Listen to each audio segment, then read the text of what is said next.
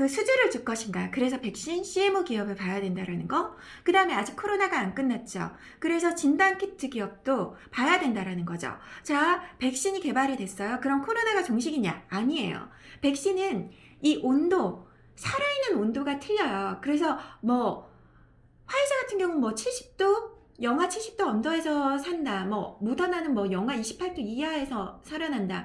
그러면 운반하는 과정 속에서 백신이 다 죽을 수가 있거든요. 그렇기 때문에 백신이 최종 긴급 승인이 난다 하더라도 어떤 시간 동안에는 계속 코로나가 존재할 수가 있거든요. 그렇기 때문에 진단키트에 대한 것도 계속 봐야 된다라는 거고, 그리고 우리가 이제 어떤 코로나가 오면서 면역에 대한 게 되게 관심이 많아졌죠. 그래서 이 면역 관리를 할 수 있는 건강기능식품, 또 디지털 덴티스트리, 이쪽을 또 봐야 되고요. 그 다음에 저희가 코로나 시대가 오면서 두 가지 뉴딜 정책이 있죠. 하나는 뭐냐면 그린 뉴딜.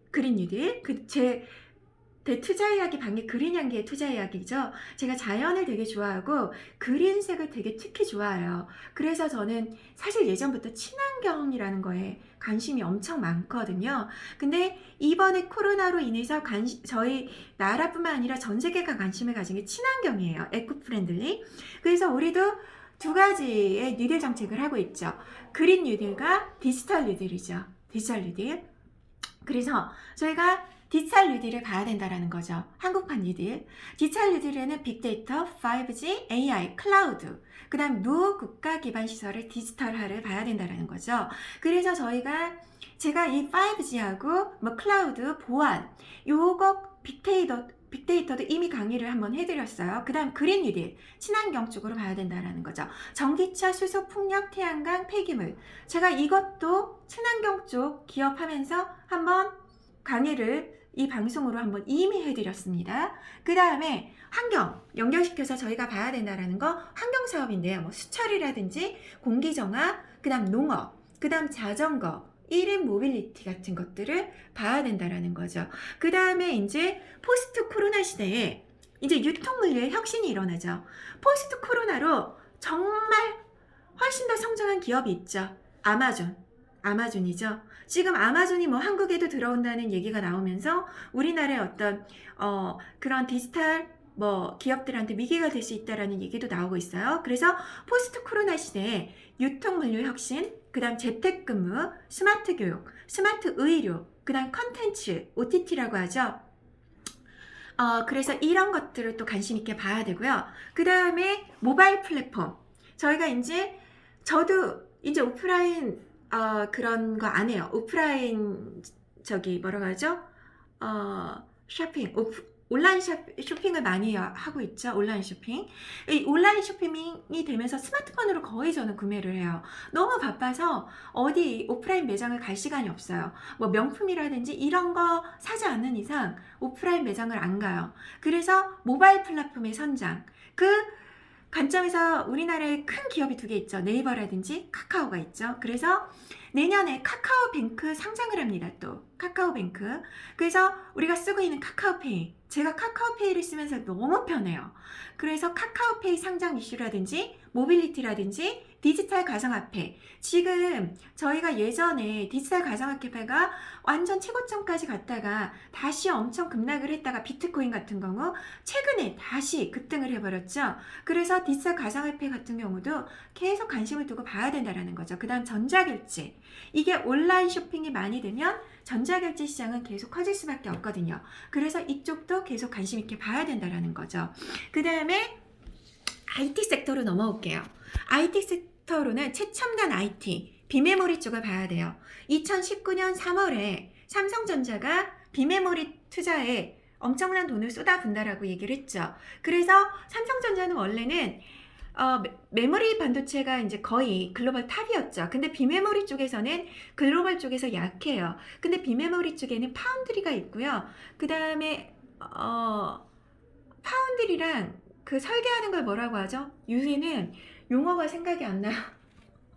그래서 이제 비메모리 쪽에는 파운드리가 있고 반도체 설계하는 게 있어요. 근데 반도체 설계가 있고 그 다음에 파운드리는 뭐냐면 그 반도체 설계를 수주받아서 생산하는 걸 파운드리라고 해요. 그 제약 바이오 섹터를 보면은 신약 개발을 하면 그거를 생산하는 게 CMO 기업이잖아요. 삼성 바이오로직스. 그게 이제 어떻게 보면 파운드리랑 똑같아요. 반도체 쪽에서는, 비메모리 쪽에서는. 근데 전 세계 글로벌 쪽에서 이 파운드리 쪽의 탑이 TSMC예요. 근데 삼성전자가 이제 우리 파운드리도 IT 쪽에서 비메모리 쪽에서 육성을 해야겠다. 그 반도체 비메모리 설계하는 거는 글로벌하게 미국이 다 잡고 있어요. 뭐 퀄컴 뭐 이런 쪽에서 다 잡고 있기 때문에 비메모리 설계는 우리가 따라가기가 힘들고요. 삼성전자는 지금 비메모리 쪽에서 파운드리 쪽에 집중을 하고 있는 거예요. 그래서 이 TSMC를 따라잡는 게 삼성전자의 목표가 아닐까 싶어요. 네. 제가 나중에 이거 좀 더 자세하게 얘기해 드릴게요. 그 다음에 폴더블 폰도 계속 봐야 된다라는 거죠. 우리가 스마트폰이 거의 이제 지금 정충호 박사님이 이 무선사업부에 계시지만 저희가 스마트폰의 어떤 소프트웨어의 혁신은 이제 한계점에 왔다고 보여져요. 더 이상 뭔가 할 게 없어요. 근데 이 하드웨어 쪽의 혁신이 이 폴더블이라는 거죠. 폴더블. 근데 하드웨어의 마지막 혁신이 이제 폴더블, 뭐 롤러블이라고도 얘기하죠. 뭐 LG 쪽에서는 뭐 롤러블 TV 같은 것도 나왔죠. 이미 액정이 이렇게 접히고 굴려지고 이런 거는 다 개발이 이미 다 됐대요. 저는 이미 그 어떤 업체를 가서 중소기업인데요. 그걸 다 봤어요. 이게 막 폰 화면이 막 동글동글 말리더라고요. 그런 어떤 기술 혁신까지 왔는데 아직 그게 상용화는 안 됐죠. 왜 그러면 수율이라든지 가격을 맞추는 거라든지 또 힌지 이게 내구성 접혔다 폈다 했을 때 오래 갈 수 있는 내구성이 또 중요하니까. 하지만 이 스마트폰의 하드웨어의 마지막 혁신은 폴더블 뿐이기 때문에 이 폴더블에 대한 것도 관심을 계속 가져야 된다는 거죠. 그 다음에 데이터 센서 당연히 중요해지죠. 그 다음에 저부터도 지금 핸드폰을 며칠 전에 바꿨는데 더 이상 데이터 용량이 너무 부족해서 바꿨어요. 그래서 우리가 결국 디지털화가 될수록 이 데이터 용량이 되게 중요하기 때문에 이 데이터 센터가 되게 중요해요. 그래서 저희가 부동산 쪽에서도 보고 있는 게 이 데이터 센터, 어떤 부동산도 이 데이터 센터로 이렇게 포트폴리오가 구성된 부동산 펀드를 취급하고 그렇습니다. 사모펀드로. 그 다음에 4차 산업혁명 관점에서 이제 봐야 될 게 자율주행, 로봇, 스마트 팩토리, 그 다음 우주까지 봐야 된다라는 거죠. 자, 우리가 포스트 코로나 이후에 또 정말 크게 성장한 기업이 아마존도 있지만 테슬라라는 기업이에요. 전 세계가 친환경에다가 관심을 두면서 그 속에서 가장 친환경을 했을 때 우리가 얘기할 수 있는 게 전기차, 수소차, 풍력이라는 거죠. 그러면 전기차의 글로벌 탑이 어디죠? 테슬라라는 거죠. 그래서 코로나 이후에 또 엄청나게 크게 성장한 기업이 테슬라라는 거죠. 자, 그러면 테슬라의 대표가 누구죠? 앨런 머스크예요. 앨런 머스크가 테슬라에만 관심을 가지는 게 아니에요. 테슬라는 지금 전기차에 중점을 두는 게 아니에요. 테슬라가 궁극적으로 지향하는 건 자율주행이에요. 자율주행.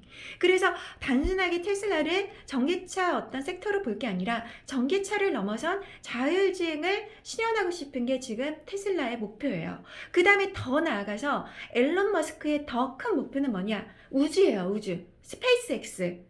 그래서 비상장 기업으로 있는 이 스페이스X에 또 앨런 머스크가 엄청난 투자를 하고 있죠. 자, 그러면 왜 미국 같은 나라는 이런 테슬라 같은 기업, 또 스페이스X 같은 기업이 나타나느냐? 자본력이에요. 자본력.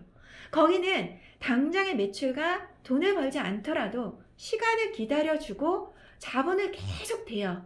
그게 기술로 성공할 수 있도록. 근데 우리나라는 왜 그런 벤처가 성공하지 않느냐? 시간을 기다려주지 않아요. 당장 너 돈 벌어 안 벌어? 빨리 돈 벌어에 집중이 돼 있단 말이죠.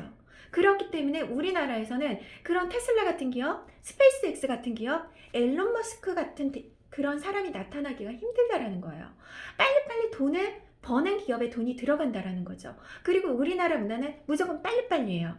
하지만 그런 거대 기업이 유니콘을 넘어서 이제는 막 엄청나게 부르죠. 유니콘은 뭐 시총 1조밖에 안 돼요. 이젠 시총 10조, 뭐 100조 이런 기업이 나타나는 시대이기 때문에 그런 기업이 되려면 시간이 필요하거든요. 그럼 그 돈을 못 벌고 있을 때 자본이 필요하죠. 자본을 대주는 자본력. 그게 미국이란 나라는 가능해요. 그러면 이게 또 악순환이에요. 우리나라는 그게 안 되니까 또 우리나라의 유능한 사이언티스트, 그 다음에 IT머, 엔지니어 분들이 미국으로 가시는 거예요. 그럼 우리는 우수 인력이 또 빠져나가고, 이런 악순환이 결국은 자본의 역할이 되게 중요하다라는 거죠. 그래서 저는 사실 제가 증권 회사에 근무를 하고 있지만 저는 정말 큰 틀에서 보면 어떤 자본 중개 역할을 하고 있는 사람이에요. 사실은 돈을 만지는 일이기 때문에 회의감이 되게 많이 들지만 저는 정말 자본을 만지는 또 중요한 일을 하고 있다라는 생각을 하게 돼요. 왜 그러냐? 주식이라는 거는 주식 발행을 할 때는 그 기업이 돈을 만들어주는 거예요. 주식을 발행함으로써 돈을 대주고 그 돈을 대주는 사람한테 주식이라는 거를 주는 거죠. 그러면 이거는 이 주식을 통해서 자본을 대주는 거고, 채권도 똑같죠. 채권은 채권이라는 그 증서를 보유하는 대신에 또 그 기업에 돈을 꺼주는 거잖아요. 그 기업에. 그쵸? 그렇기 때문에 주식 투자, 채권 투자 다 큰 맥락에서 보면은 그 고객들의 돈을 받아서 좋은 기업으로 돈을 흘러들게 하고 결국은 그 기업이 성장을 했을 때 그 열매를 고객들한테 다시 돌려주는 역할을 하는 게 저의 역할인 거죠. 그렇기 때문에 이 자본이 이 시장 속에서 잘 흘러들고 이 자본이 잘 돌아가게끔 하는 게 어떻게 보면 저의 역할이고 소명이고 사명이지 않을까, 그런 생각을 저는 했습니다. 네, 그 다음에 마지막으로 IT 섹터에서 봐야 될 게 소장. 저희가 이제 소재 국산화 이제 시작이 됐죠. 그래서 소재 부품 장비에 대해서 국산화 수혜를 입는 그런 종목들을 좀 봐야 된다는 거죠. 그래서 2021년에 봐야 될 섹터들이 어떤 건지를 제가 좀 이렇게 간단하게 요약 정리를 해드렸습니다. 요거는 제가 지금 그린향기의 투자 이야기 반에 올려드릴 거예요. 네, 오늘 방송은 이것으로 마치도록 하겠습니다. 그리고 방송은 매주 수요일 3시 반에 있으니까요. 참고하시면 됩니다. 오늘 방송 이것으로 마치도록 하겠습니다. 감사합니다. 다음 주 수요일 3시 반에 찾아뵙도록 하겠습니다. 네.